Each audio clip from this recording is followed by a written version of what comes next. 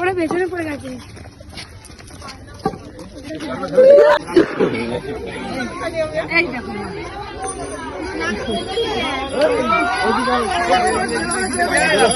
বাচ্চা কাচ্চা দেখা সুযোগ করে দাও।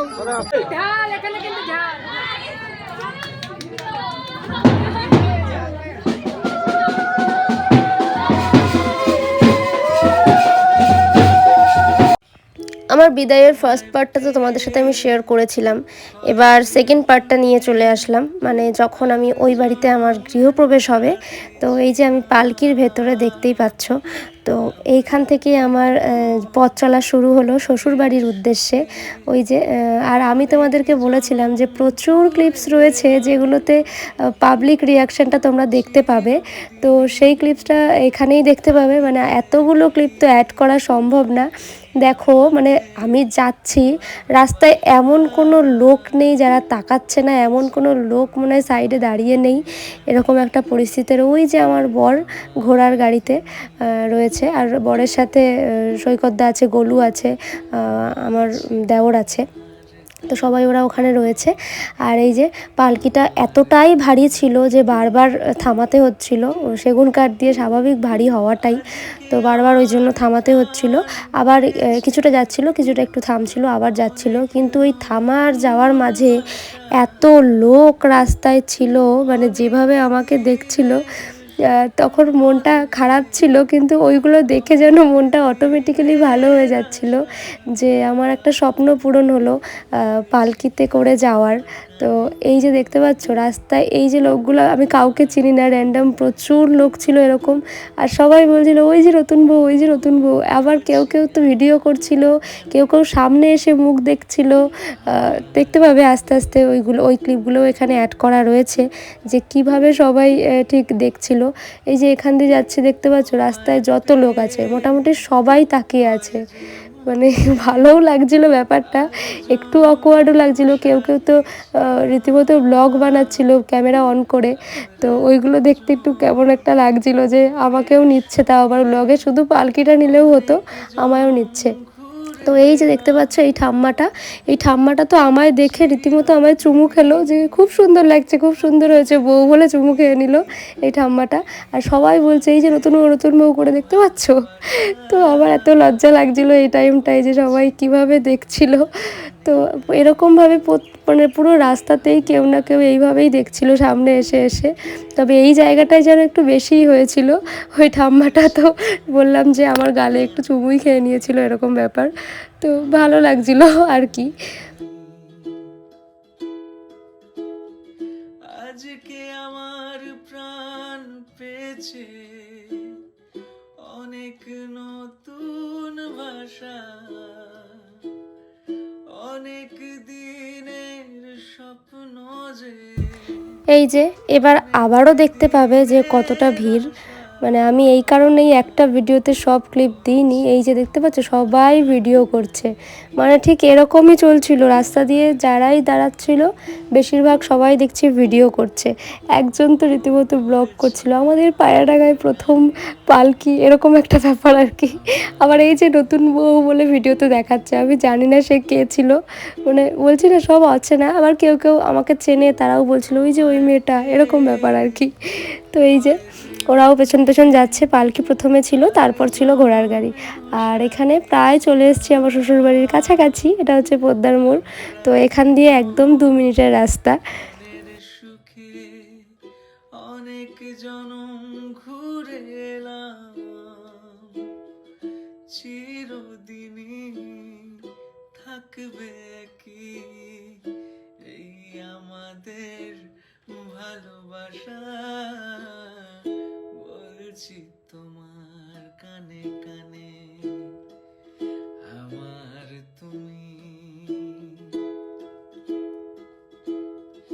বলছি আমার গানে গানে। আর ওই যে ওখানে বাচ্চারা পড়তে এসছে, ওখানে আমার দিদির মেয়ে আছে, ওর সাথে সাথে ওর বান্ধবীরাও দাঁড়িয়ে আছে, কেউ তো ভিডিও করছে দেখতেই পেলে। দেন এই যে চলে এসেছি, আমার শ্বশুর বাড়িতে পৌঁছে গেছি। আমাদের পুচকুটা এখন আমার কোলে বসে রয়েছে আরামে, দেখতেই পাচ্ছ আমার ছোট্ট সোনা এখানে। ও ভাবছিল যে মামুন চলে যাচ্ছে হয়তো, জানি না। তো চুপচাপ বসেছিল, পালকিটা দেখছিল, এক ফোঁটাও ডিস্টার্ব করেনি। তারপর গৃহপ্রবেশের পালা। তবে এখানে ঢুকেও কিছু ব্যাপার আছে। এখানে হচ্ছে আমাদেরকে ঢুকে কিছুক্ষণ দাঁড়াতে হবে।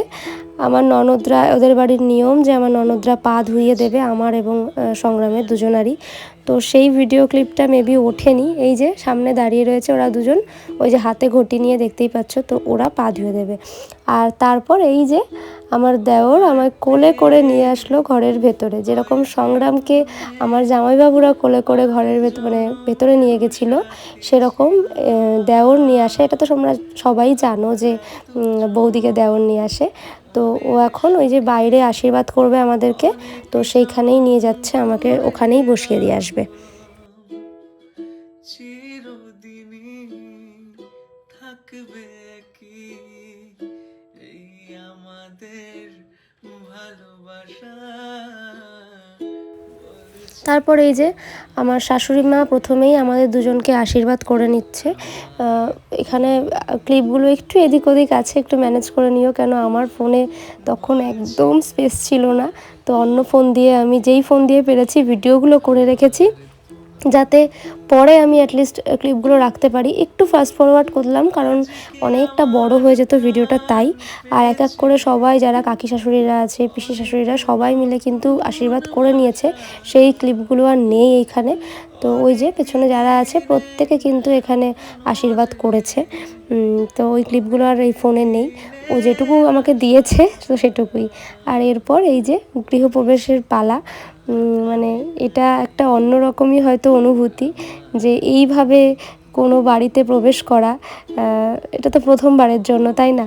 তো এইভাবে দুধে আলতায় পা দিয়ে এরকম পায়ের ছাপ রেখে ঘরে ঢোকা, এটা যেন খুব স্পেশাল লাগলো আমার কাছে। মানে আগে দেখেছি অন্যদেরকে করতে, আর নিজের সাথে যেহেতু প্রথমবার হচ্ছে, এটা যেন আমার কাছে ভীষণ স্পেশাল মনে হচ্ছিল। মনে আর জনমেও সাথী ছিলাম